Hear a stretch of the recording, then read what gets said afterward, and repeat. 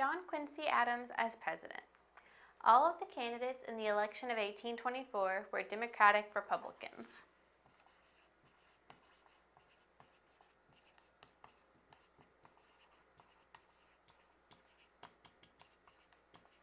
The age of federalism was over, so all the major candidates were Democratic Republicans. Now, although Andrew Jackson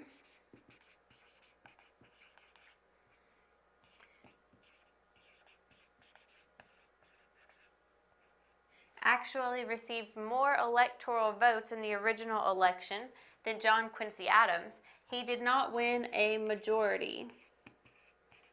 So it wasn't enough to just have more electoral votes than your opposition. You had to actually win a majority. So in the original election, Andrew Jackson got more electoral votes. But since he didn't win the majority, they had to have a runoff election in the House of Representatives. And Adams, with the help of Henry Clay, won the runoff in the House. So, John Quincy Adams became president. And Adams was a fierce nationalist at a time when many in the country were sectionalist, which meant that Adams was going to promote the nation as a whole. He was going to promote the United States as one country, one unified country, where a lot of people in the country were more sectionalist. They identified more with their own state or their own area of the country, either the South or the West or the Northeast, than they did with the country as a whole, than they did as they identified more with their own section than they did with the nation as a whole. But Adams was a fierce nationalist. He lowered the national debt from $16 million to $5 million during his presidency.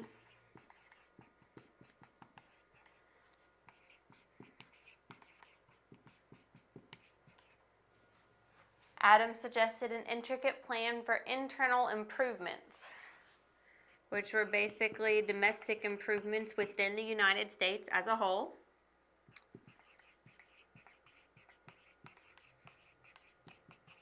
These internal improvements included roads, ports, and canals, as well as a national university.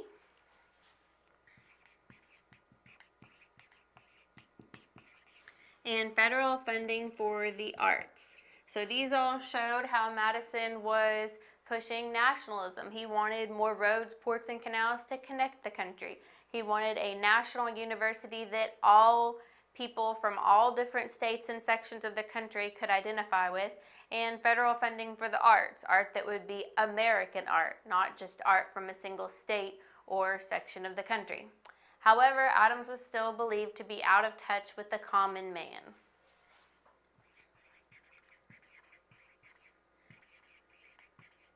So while other nationalists may have shared Adams' views or other people in his political sphere, the common man didn't really identify with these goals as much and didn't feel like Adams really connected with them on a personal basis or understood what their needs were. So the common man, your lower and lower middle classes, were not going to feel like Adams understood them as well and weren't going to appreciate his policies as well.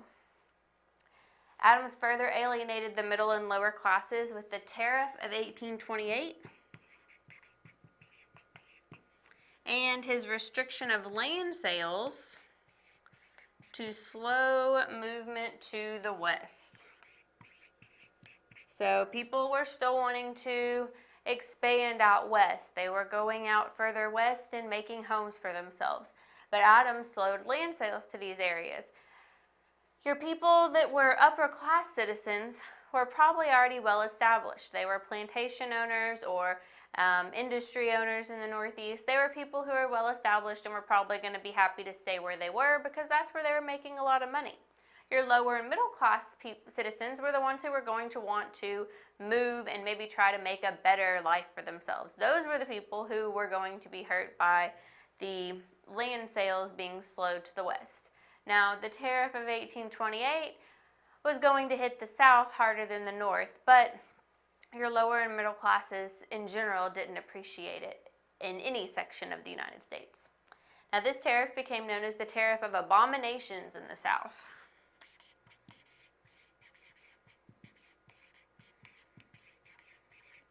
The South was already on shaky ground economically, and this tariff became a scapegoat for its troubles.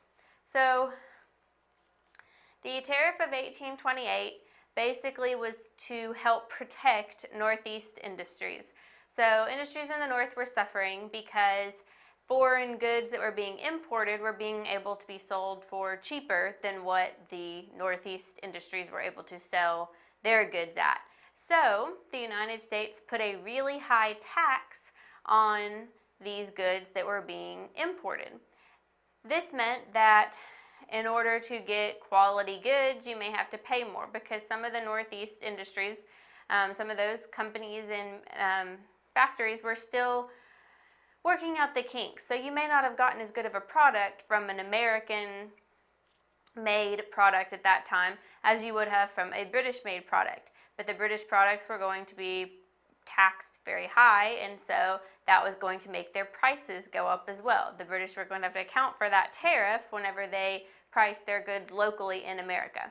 So to pay for what you wanted, you were either going to have to pay a little less, but still way more than you'd been paying to buy an American-made product, or pay even more for a foreign-made product. Now, this wasn't good for your lower and middle classes because they were having to pay more for these items regardless. They had been able to get them at a very low price from these imported goods before the tariff, and now they were having to pay more for the American-made goods or even more for the foreign-made goods. This was even worse for the South because the South lower and middle classes were also going to be hit hard having to pay more for these products. But the British weren't making as much money as they had been before. So the British had less money to buy the cotton that was generally exported to Britain. So they couldn't buy as much cotton from the South wasn't making as much money, the South was still having to pay higher amounts for these products, but the whole tariff was created to help protect northern industries. So the South were suffering for a tariff that was helping the North. So they were very unhappy with this and nicknamed it the Tariff of Abominations. John C. Calhoun was vice president under Adams.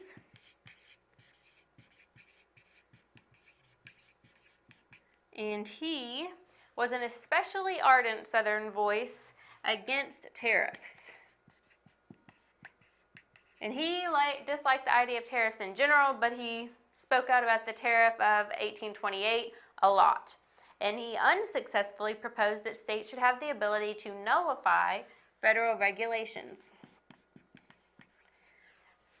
Federal tariffs, such as the Tariff of 1828, if it didn't please everybody, some of the states thought, wouldn't it be nice if I could just nullify the federal laws or regulations that I didn't like? And so John C. Calhoun was pushing this idea. Now, he did it unsuccessfully, and you can see how that would really destroy a nation as a whole.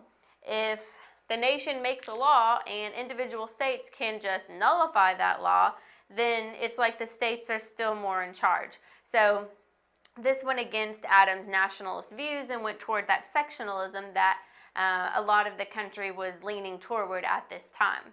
So John Quincy Adams was elected in 1824 to be president. He didn't win outright during the regular election, but he ended up winning the runoff in the House of Representatives. He led as a fierce nationalist during a time when most of the country was more sectionalist. He lowered the debt successfully by $11 million. He tried to promote this plan for internal improvements, building more roads, canals, ports, starting a national university, and federally funding the arts, but he still wasn't a president who was regarded as being able to connect with the common man, and he alienated people in the South and people in the lower and middle classes even more with the Tariff of 1828 and slowing down the land sales to the West. So Adams as a president did help some things on a national level, but he wasn't really able to connect with all areas of the country. To find out more about how to ace your test and get more practice for your test, click the study guide. Learn why Mometrix is the best and smartest decision you could make for your test prep choice. We have done all the work cutting through the fluff to give you what you need to perform well on your exam. Click the study guide to get started now. And thank you for watching and learning with us.